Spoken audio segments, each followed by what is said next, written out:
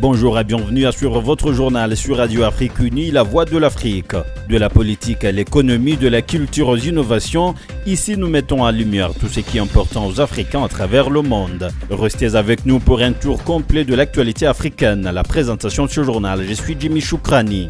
Au sommaire, l'Union africaine nomme Jakaya Kikwete au représentant de la Corne de l'Afrique, une mission stratégique axée sur la paix, la sécurité et la diplomatie préventive, en rôle clé pour renforcer la stabilité dans une région essentielle au commerce mondial. Les femmes africaines réaffirment leur beauté authentique et leur identité. À l'est de la RDC, couronne afro, un symbole de fierté, d'élégance et d'émancipation à travers l'Afrique. Du reggae à la valorisation, les cheveux naturels s'imposent comme une richesse culturelle assumée. Et la communauté internationale reconnaît l'esclavage transatlantique comme un crime contre l'humanité. Une résolution portée par le Ghana relance le débat sur les réparations et la justice historique. Et c'est tout pour le sommaire. Bienvenue dans les détails, en journal à suivre sur notre chaîne YouTube Afrique Unie Français.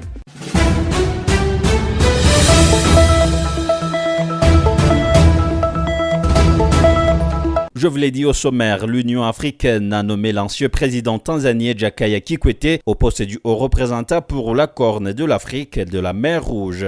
L'annonce a été faite mercredi par le président de la Commission de l'Union africaine, Mahamoud Ali Youssouf. Selon l'organisation panafricaine, Jakaya Kikwete aura pour mission d'appuyer les efforts de paix et de sécurité dans cette région stratégique marquée par les défis politiques complexes. Son mandat inclut notamment la promotion de la diplomatie préventive, le dialogue inclusif entre les acteurs et le renforcement de la coopération régionale. L'ancien chef d'État tanzanien travaillera en collaboration avec plusieurs partenaires, dont l'IJAD de la Communauté d'Afrique d'États de l'Est et les Nations Unies.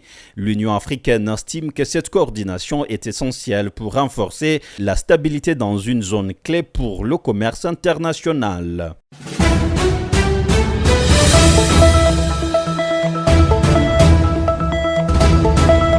Du 24 au 27 mars 2026, Arusha en Tanzanie accueille la 5e conférence internationale sur l'usage du Kiswahili dans les médias. Journalistes, responsables politiques, linguistiques et acteurs du numérique s'y réunissent autour d'un objectif ambitieux, faire du Swahili une langue incontournable dans les médias et sur la scène internationale. Les détails avec Antedi Achille depuis Bujumbura. Parmi les priorités discutées figure la promotion de l'usage du Kiswahili dans les médias traditionnels et numériques, améliorer la qualité et la standardisation des contenus et développer une industrie audiovisuelle swahiliphone compétitive. Le gouvernement de la Tanzanie a confirmé sa volonté de faire du Swahili un outil économique et diplomatique majeur. Des initiatives concrètes ont été annoncées, telles que la création de centres d'apprentissage en Tanzanie et à l'étranger, ainsi que le développement des métiers liés à la langue, du journalisme à l'audiovisuel.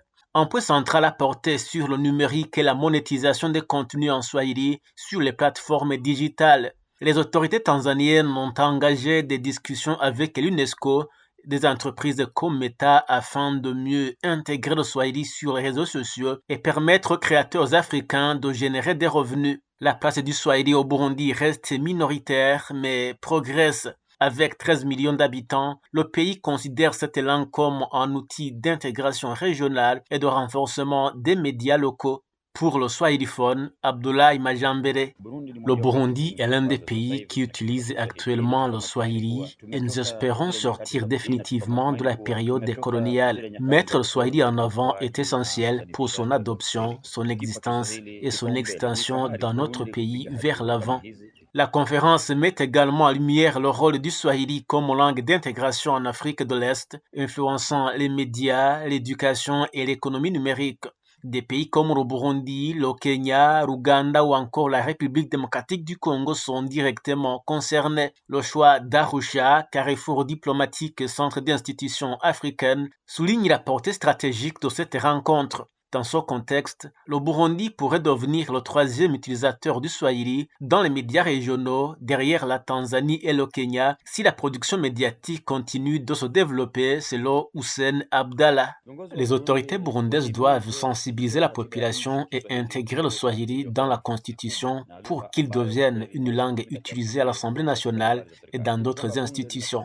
Cela incitera la population à apprendre le Swahili. Cette 5e conférence confirme que le Swahili dépasse désormais son rôle régional pour devenir une langue d'influence mondiale.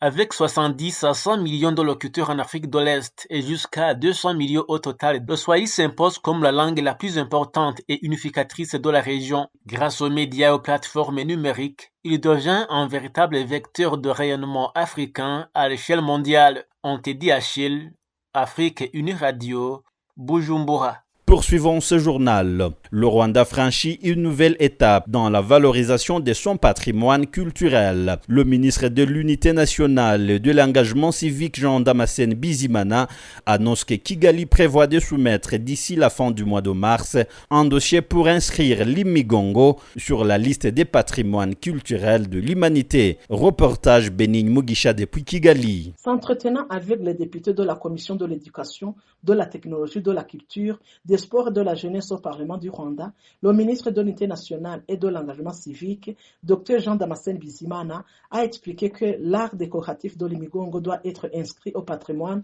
culturel et matériel afin qu'il soit imité, car il est proprement spécifique pour le Rwanda. Il a toutefois indiqué que lorsqu'on se rend à l'étranger, on trouve des objets d'Imigongo vendus dans des pays comme la Chine, fabriqués par les Chinois qui les commercialisent à travers le monde après les avoir copiés du Rwanda. Il a déclaré « En tant que gouvernement, nous avons un programme à long terme. Nous faisons tout notre possible pour faire inscrire l'Imigongo à l'UNESCO afin de les protéger contre l'imitation.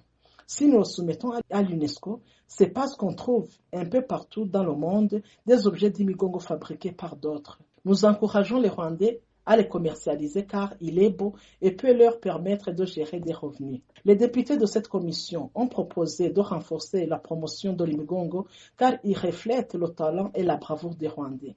L'honorable Diogène Bitunguramye a déclaré qu'il est important de promouvoir l'Imigongo. Davantage de personnes en prennent connaissance car ces significations ne sont peut-être connues que par un petit nombre. L'ambassadeur Masozera, président du Conseil de la culture, a indiqué que des livres expliquant l'Imigongo ont été élaborés dans la première contient 168 types d'Imigongo. Il a précisé qu'une seconde est en cours de préparation, dans le but d'expliquer aux Rwandais et aux étrangers la signification de cet art. Certains commerçants d'objets d'art dans la ville de Kigali affirment que l'Imigongo est parmi les articles les plus vendus, car il est très apprécié tant par les Rwandais que par les étrangers. Entre l'an 2024 et 2025, un recensement du patrimoine culturel rwandais a été réalisé dans le but de préserver et de protéger contre l'imitation. Bénigne Mugisha, Radio Uni Rwanda Kigali. Parlons sécurité et diplomatie dans ce journal. L'Ouganda pourrait bientôt revoir sa présence militaire dans l'est de la République démocratique du Congo. Selon des déclarations du chef d'état-major général de l'armée ougandaise, Muhoozi Kainerugaba, Kampala s'est dit prêt à retirer ses troupes déployées entre Lubero et Mahagi en coordination avec les autorités congolaises. Plus de détails dans ce reportage d'Espoir Malamira. Cette annonce marque un tournant potentiel dans la coopération militaire entre Kampala et Kinshasa. Cette sortie médiatique intervient dans un contexte sécuritaire particulièrement flou. Depuis près de 5 ans, l'armée ougandaise collabore étroitement avec les forces armées de la République démocratique du Congo FARDC dans les provinces du Nord Kivu et de l'Ituri. Sous Shujaa, cette opération conjointe vise principalement à neutraliser les terroristes des ADF qui endeuillent la région. Le retrait annoncé par le général Muhoozi Kainerugaba, s'il se concrétise, soulève des questions sur l'avenir de la lutte contre les ADF et sur la gestion du vide sécuritaire qui pourrait laisser les troupes ougandaises entre Lubero et Mahagi. La coordination avec Kinshasa sera déterminante pour éviter une nouvelle déstabilisation de cette zone déjà fragile. Le chef d'état-major de l'armée ougandaise, Muhoozi Kainerugaba, a déclaré que ce retrait s'effectuera en coordination avec les autorités congolaises, notamment dans les zones situées entre Lubero et Mahagi en province de l'Ituri. Officiellement, Kampala justifie cette décision par une réorganisation stratégique et le respect des accords bilatéraux conclus avec Kinshasa dans le cadre des opérations conjointes contre les groupes armés, notamment les ADF. Depuis Goma, en République démocratique du Congo,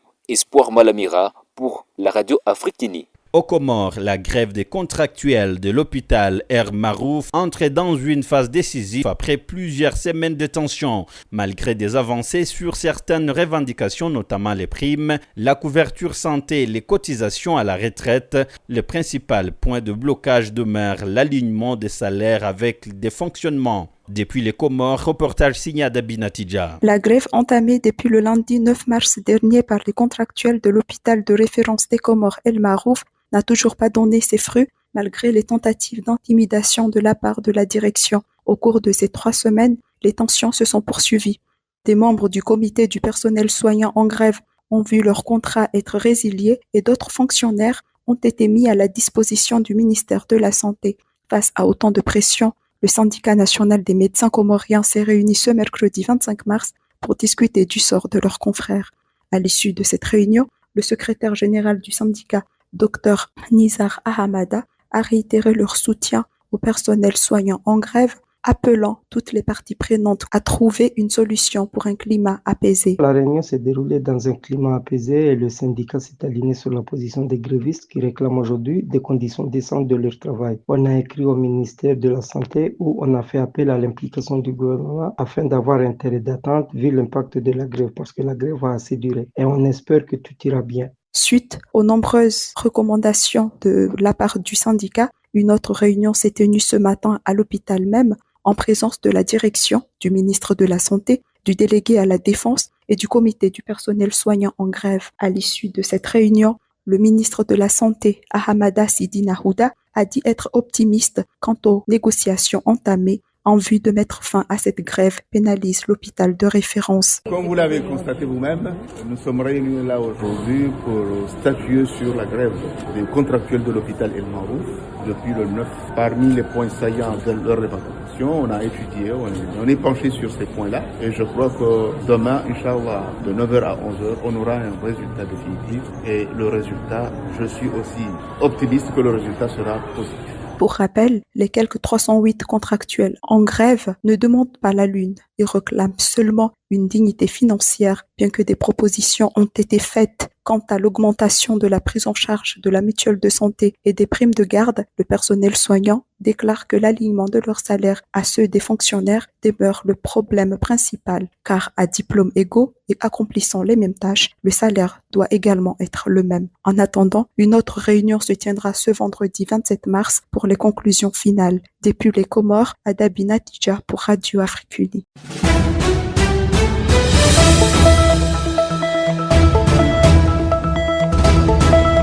À l'Assemblée générale des Nations unies, une résolution historique vient d'être adoptée. Portée par le Ghana, elle reconnaît officiellement la traite transatlantique des esclaves comme un crime contre l'humanité et ouvre la voie à des réparations pour les préjudices subis. La résolution envoie un message fort au monde. La communauté internationale affirme qu'elle ne tolérera plus l'impunité et qu'elle se tient désormais du côté de la justice. Les dirigeants sont ainsi appelés à réfléchir à leurs décisions et à leur politique, car toute violation des droits humains finit par avoir des conséquences, même si cela prend du temps. Présentée et défendue par le Ghana, la résolution a été soutenue par le président ghanéen John Mahama lors de son intervention à l'ONU à New York.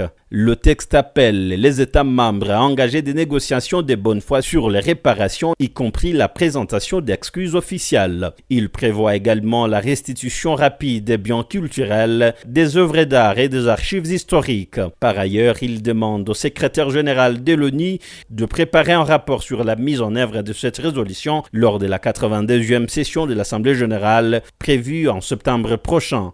Selon les résultats du vote, 123 pays ont soutenu la résolution, tandis que 52 se sont abstenus, dont le Royaume-Uni et plusieurs États membres de l'Union européenne. Les États-Unis, l'Israël et l'Argentine ont voté contre. La traite transatlantique des esclaves a particulièrement touché les régions d'Afrique de l'Ouest et d'Afrique centrale, où des millions de personnes ont été arrachées et déportées de force vers d'autres continents, laissant des séquelles profondes qui continuent de marquer les sociétés contemporaines. Et enfin, parlons Afrique et ses potentialités dans ce journal. À l'est de la République démocratique du Congo, dans la ville de Goma, un nombre croissant de jeunes filles et de femmes choisissent de rompre avec les standards des beautés importées pour valoriser leur apparence naturelle. En adoptant fièrement leurs cheveux afro, elles s'inscrivent dans un mouvement plus large à travers l'Afrique où la réappropriation de l'identité culturelle passe aussi par l'esthétique. C'est un récit de Keza Deborah. Pour celles qui ont fait ce choix, il s'agit avant tout d'une prise de conscience. Longtemps, explique-t-elle, des discours ont entretenu l'idée que leurs cheveux étaient difficiles à coiffer ou peu esthétiques. Une perception aujourd'hui remise en question. On nous a fait croire que nos cheveux étaient un problème, mais ce n'est pas vrai. Nous n'avons pas besoin de ressembler à d'autres pour être belles, confient plusieurs jeunes femmes rencontrées à Goma. Pendant longtemps, on nous a fait croire que la beauté devait correspondre à un certain standard, mais aujourd'hui, je choisis d'embrasser mon identité. Mes cheveux naturels représentent ma culture, ma personnalité et ma liberté. C'est aussi un choix de santé parce que je veux prendre soin de mes cheveux sans les agresser avec des produits chimiques. Le message que je donnerai aux jeunes femmes qui pensent que avoir des cheveux naturels, c'est être en retard sur la mode, je leur dirai que la vraie évolution, ce n'est pas de suivre toutes les tendances, mais de se connaître et de s'assumer pleinement. Être naturel, ce n'est pas être en retard, c'est être authentique. La mode change tout le temps, mais la confiance en soi reste. À toutes les femmes et jeunes filles, n'ayez pas peur d'être différentes. Votre beauté ne dépend pas du regard des autres, mais de la façon dont vous vous voyez vous-même. On n'a pas besoin des extensions, c'est-à-dire des perruques, de mèches, des produits défrisants pour être belle. Ce n'est pas une question de génétique ou d'ethnie, mais tout le monde peut avoir de beaux cheveux. Il suffit de les aimer, il suffit de les entretenir et de les assumer en fait. Et pendant longtemps, on nous a fait croire que nos cheveux étaient durs, difficiles à coiffer, donc ils étaient diabolisés. Mais avec le temps, j'ai appris à les aimer, à en prendre soin. Et aujourd'hui, je me sens moi-même, je me sens en confiance et je les porte fièrement parce que ça révèle ma beauté en tant que femme africaine. Parmi les actrices de ce changement, Annette Vivouya, propriétaire d'un salon spécialisé dans le traitement des cheveux afro, évoque un parcours personnel marqué par ses pressions. Ma mère défrisait mes cheveux et j'en ai souffert au point de vouloir les couper très jeune. Ce n'est qu'à l'université que j'ai décidé d'en prendre soin naturellement. En voyant les résultats, j'ai voulu partager mon expérience avec d'autres femmes, explique-t-elle. À travers les réseaux sociaux et des campagnes de proximité, elle sensibilise aujourd'hui sur l'acceptation de soi et constate un intérêt grandissant pour le retour au naturel. Mes parents, ma mère avaient trouvé comme solution de défriser mes cheveux parce qu'ils étaient durs, ils étaient volumineux et on trouvait personne pour pouvoir s'en occuper. On maltraitait tellement mes cheveux que je me sentais mal. En grandissant, j'ai plutôt choisi une école secondaire, laquelle on oblige les filles à couper leurs cheveux. Et j'étais tranquille jusqu'à ce que j'arrive à l'université où on devrait maintenant recommencer notre voyage capillaire. Et là, j'ai vraiment subi des discriminations par rapport à mes cheveux parce que non seulement je voulais pas les défriser, je voulais les garder naturels et sans douleur. Et ça a été difficile jusqu'à ce que moi-même, je décide de prendre soin de mes cheveux moi-même. Donc, je me tressais moi-même, je me lavais moi-même,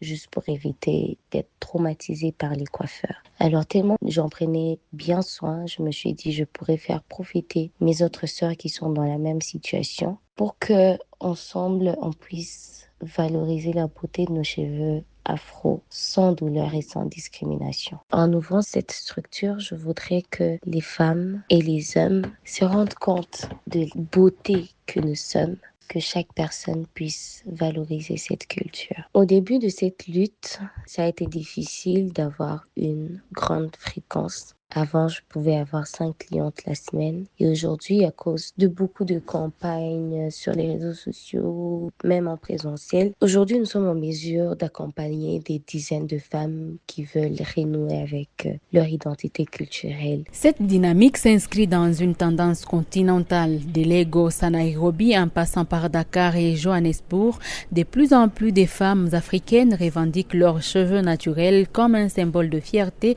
d'authenticité et d'émancipation face aux standards de beauté hérités de l'histoire coloniale et de la mondialisation. Agoma Sokimuleka Lucette, consultante en identité culturelle et esthétique afrodescendante, s'est engagée dans cette démarche depuis 2020. Fondatrice de Kama Beauty et autrice du livre éducatif Ma couronne crépue, elle œuvre à renforcer l'estime de soi, notamment chez les enfants afro. Son objectif, transformer la honte longtemps associée aux cheveux crépus en émotif de fierté et d'affirmation culturelle. Et cela est parti, en tout cas, de l'observation dans notre société qui est profondément, en tout cas, influencée par des standards extérieurs, des récits dominants qui créent un rejet de soi, une dévalorisation des traits africains dans le quotidien en tout cas, et une distance entre l'individu et son essence. Et du coup, pour nous avons compris, c'est vraiment un acte révolutionnaire que de se reconnaître dans sa peau, dans ses cheveux et se reconnaître dans son histoire. Voilà pourquoi nous avions commencé par une sensibilisation que nous dénommions Black is Beautiful ou bien Le Noir est beau, afin de pouvoir accompagner la jeunesse à pouvoir assumer leur naturalité et transformer la honte en fierté, et l'effacement en visibilité, la conformité en affirmation et refuser que la société définisse leur place. Voilà toutes ces barrières auxquelles nous travaillons depuis déjà quelques années. Nos cheveux ne sont pas que des cheveux. Ils ont à la fois une valeur symbolique et culturelle et psychologique, parce que c'est souvent en acceptant ce que nous sommes, en acceptant nos cheveux, nous avons accès à l'estime de soi. Et cette estime de soi n'est pas seulement une question personnelle, mais en réalité, c'est une question profondément politique et sociale, parce qu'une personne qui ne s'aime pas, c'est celle-là qui va tolérer l'injustice, qui va accepter l'inacceptable et va se croire indigne de certaines opportunités. Déjà à l'échelle individuelle, mais à l'échelle collective, c'est là devient, vous allez voir, une population silencieuse, en tout cas désengagée, un peuple sous-représenté. Quand nous gagnons en estime de soi, nous pouvons avoir accès à l'épanouissement et à notre émancipation. Parce qu'une personne qui se reconnaît, il s'accepte, il s'honore et devient vraiment actrice de son destin. Au-delà d'une simple tendance esthétique, le retour aux cheveux naturels à Goma s'impose peu à peu comme un véritable mouvement de réappropriation identitaire. Entre transmission, sensibilisation et valorisation de soi, ces femmes redéfinissent les standards de beauté en puisant dans leurs racines, une dynamique qui, portée par une nouvelle génération engagée, pourrait durablement transformer les regards et inspirer bien au-delà des frontières congolaises.